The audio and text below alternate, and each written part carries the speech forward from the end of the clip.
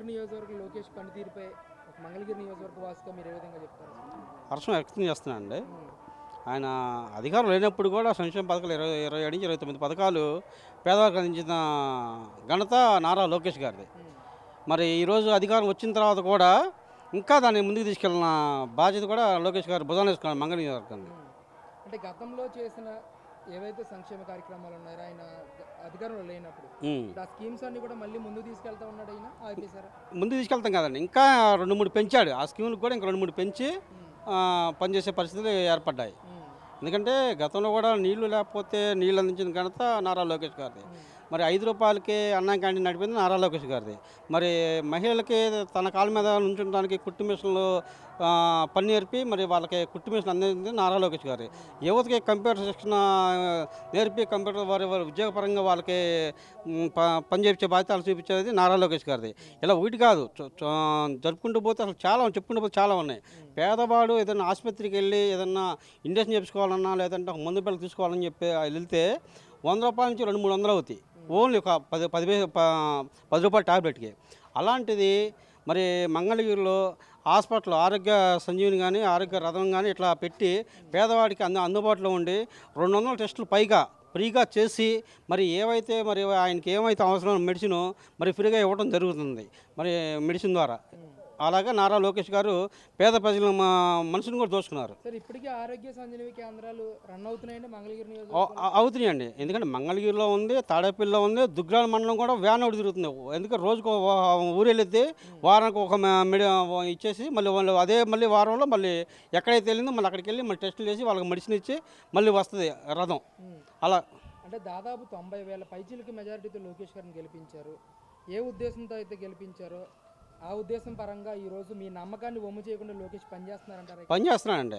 ఎందుకంటే మరి గతంలో 5,300తో ఓడిపోయిన నారా లోకేష్ గారిని అసలు చాలా బాధపడ్డాడు. ఆ దరిద్రం తెచ్చి మనం పెట్టుకున్నాం ఈడ. ఆయన మంగళగిరి అభివృద్ధి చేయకుండా రాజధాని లేకపోతే మంగళగిరి ఒక ఎమ్మెల్యే అయ్యి ఉండి మన అమరావతికి చెప్పకుండా జై కొట్టకుండా 3 మాటలు జై కొట్టిన వ్యక్తి ఆర్కే గారు. దాన్ని తిప్పికొట్టి మళ్ళీ మరి ప్రజలు 90,000 పైచీలకు మెజార్టీ ఇచ్చారు. దేనికి ఇచ్చాడు?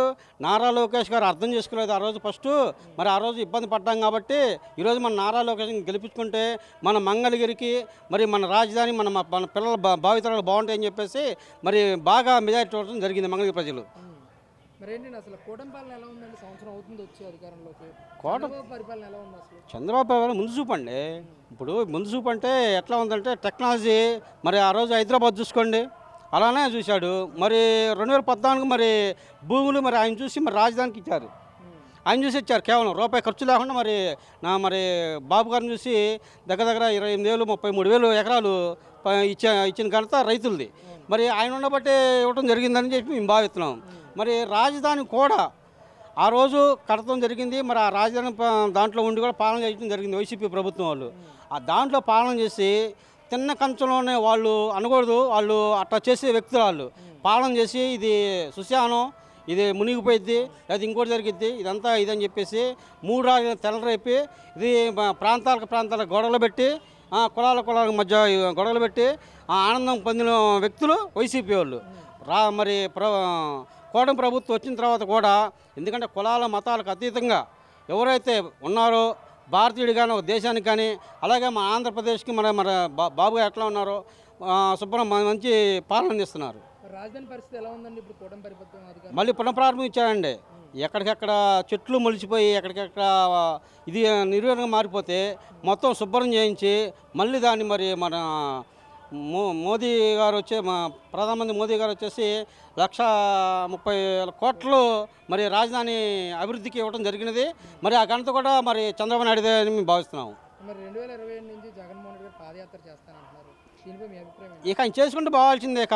మళ్ళీ ఎందుకంటే ఇడుపురాయి నుంచి ఇచ్చాపురం దాకా అది ఇచ్చాపురం నుంచి ఇడుపురాయి దాకా చేసుకుంటూ పోవాల్సిందే. ఇక ఆయన పాదయాత్ర చేసిన ఎన్నిసార్లు పాదయాత్ర చేసినా సరే ఆయన నమ్మే పరిస్థితి లేదు.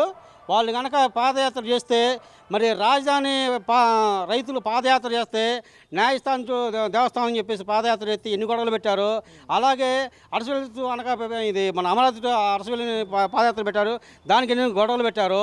కానీ అట్లా చేయకూడదు కాబట్టి వీళ్ళు కూడా ప్రశాంతంగా చేయనిస్తారు కాబట్టి మనోళ్ళు గొడవలు చేసే వ్యక్తులు కాదు కాబట్టి ఆయన ఒకటికి 10 సార్లు చేసినా కానీ పాదయాత్ర ఏం కాదు.